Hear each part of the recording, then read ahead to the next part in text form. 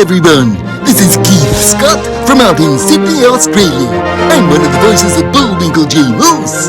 It's time to watch Relentless and Unstoppable. And so give it up for your main hosts, Douglas Kelly and Andy McPhee.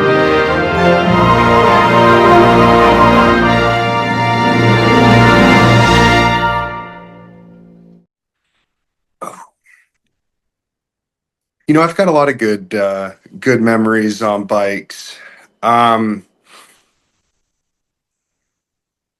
I had,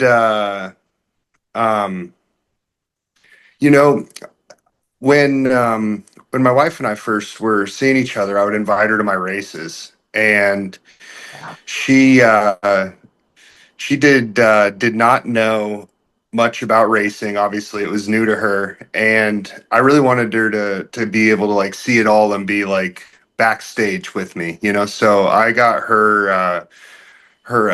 a pit pass, but the only pit pass I had available for me as the rider for this event was a mechanic's pass. So my wife was my mechanic for the race, and she got to come see it all. And in the background, she got to be part of all of it in the pits. But yeah, she was in the mechanics lane with all the mechanics, and it was it was good. It was good. Yeah. Have you ever had moments that embarrassed you a bit because of miscommunication or something? Yeah. Oh yeah. Quite a few. No. um, in racing particularly, or just in life. In racing, in this case, yeah. Yeah. No. So in motocross, there's a lane called we call it the Joker lane. It's like an additional every race, you know, take a conversation, you're a 20 lap race. One of those 20 laps, you have to go through what they call the Joker lane, which is a more technical section to the track. And I uh, I miscommunicated with my lead mechanic, the one who writes the notes on the whiteboard for you. And I missed my Joker lane on one of my heat races and missed a qualification into a main event because of it.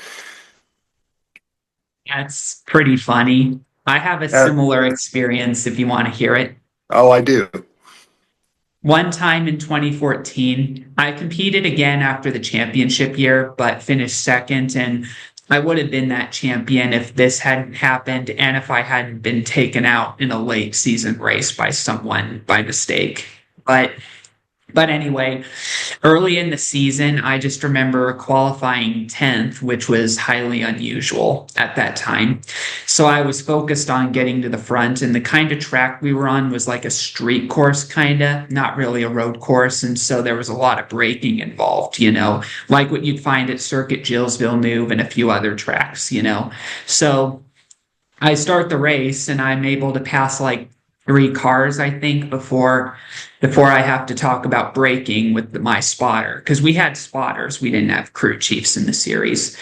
But anyway, it was just I overhear him on the radio telling me to brake better, and I'm like, "Am I braking okay?" And he's like, "No, I need you to brake, silence, all at once." And so I was like, "Did you just say break all at once?" And he was like, "All at once." There's those silence periods, and it was a radio problem. So I immediately braked all at once, but then the engine blew.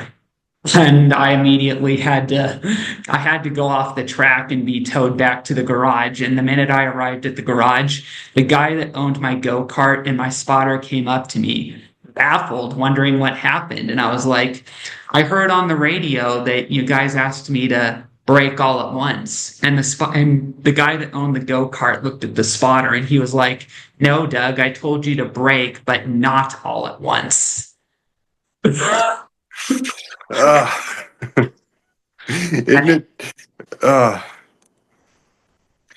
we never did radio communications. That would have been nice for some of the longer ended racing that I did. I did a few events that were 100 plus mile enduro races. So instead of like the first person to finish, you have to be on your time. So you have checkpoints that are spread out periodically, and you know how far those checkpoints are, but you don't know the terrain in between checkpoint A and B. You know that you Yeah. have 15 minutes to get there and it's 15 miles away. So, yeah, the goal of the game, you come into the checkpoints to not earn points. And if you come in too fast, you earn points. If you come in too late, you earn points. So it would have been convenient to have a headset doing racing like that, get called out on how fast you're going and how much longer you got to your next checkpoint, or, you know.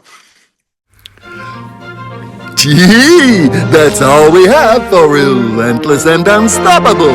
So tune into the next episode to hear more amazing stories from amazing guests. This is Keith Scott from Sydney, Australia saying so long, and I'm smarter than the average bear. Gee.